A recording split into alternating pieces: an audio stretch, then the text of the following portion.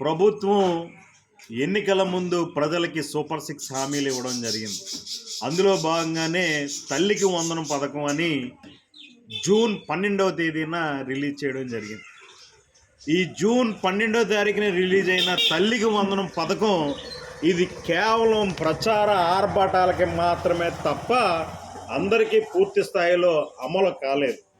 ఇంట్లో ఎంతమంది ఉంటే అంతమందికి కూడా నీకు నాకు అన్ని పథకాలు వర్తించేస్తే నీకు 15,000 నాకు 15,000 అని చెప్పారు తప్ప ఎవరికి కూడా పూర్తి స్థాయిలో ఇది అమలు జరపలేదు.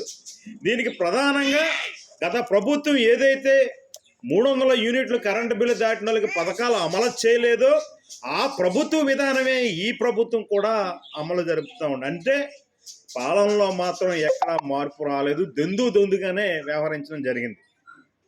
ఇప్పుడు ముఖ్యంగా ఏం చెప్తుంది అమ్మఒడి పథకం, తల్లిఒడి పథకం రాలేకలేని వాళ్ళకి అందరికీ ఏం చెప్తుందంటే 300 యూనిట్లు కరెంటు బిల్లు పెరగకూడదు, నెలసరి ఆదాయం 12,000 రూపాయలు పెరగకూడదు, ఇలాగ అనేక రకాల కుంటి సాగులు పెడతా ఉంది. ఎందుకంటే ఈ మే నెల జూన్ నెలలో కూడా కరెంటు బిల్లు అనేది కూడా ఎక్కువగా వస్తూ ఉంటాయి. కానీ ఈ కరెంటు బేస్ చేసుకుని కుంటి సాగులు చెప్తా ఉన్నారు. ఇవాళ కూలి పనులకు కూడా 12,000 రూపాయలు దాడుతూ ఉంది. అంటే ఇది కేవలం కుంటి సాకులు మాత్రమే చెప్తా ఉన్నారు.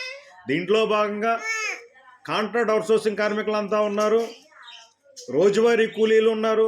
వీళ్ళందరికీ కూడా ఆదాయం పెరుగుతుందనే ఒక కుంటి సాకు చూపించి ఈ తల్లికి వందనం పథకం అనేది రద్దు చేయడం జరుగుతుంది. మేము ఒకటే అడుగుతున్నాం, ప్రభుత్వం చిత్తశుద్ధి ఉంటే మీరు ఏదైతే ఎన్నికల ముందు హామీలు ఇచ్చారో అందరికీ వర్తింప చేయండి, ఆంక్షలు ఎత్తివేయండి.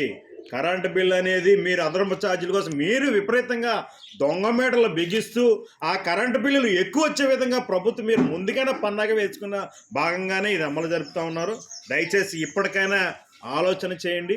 మరి ముఖ్యంగా ఇవాళ అన్ని పిల్లలకి అంటే 1వ తారీఖు ఈ పిల్లలందరితో పాటుగా ఇవాళ 10th క్లాస్ పిల్లలకి ఇంటర్మీడియట్కి అసలు పథకమే పడలేదు. ఇదంతా మీది కుట్ర కాదా అని చెప్పేసి మేము అడుగుతూ ఉన్నాం. ఇప్పటికైనా ప్రభుత్వం చిత్తశుద్ధితో ఎవరైతే ఇంకా బ్యాలెన్స్ ఇంకా పడలేని వాళ్ళందరూ ఉన్నారో వాళ్ళందరికీ కూడా నిజంగా మీరు చేయాలంటే మాత్రం అందరికీ కూడా ఈ పథకం వర్తింప చేయాలని చెప్పేసి కార్మిక సంఘాలుగా జిల్లా ఏఐటీసీ ప్రధాన కార్యదర్శిగా నేను మనవి చేస్తూ ఉన్నాను.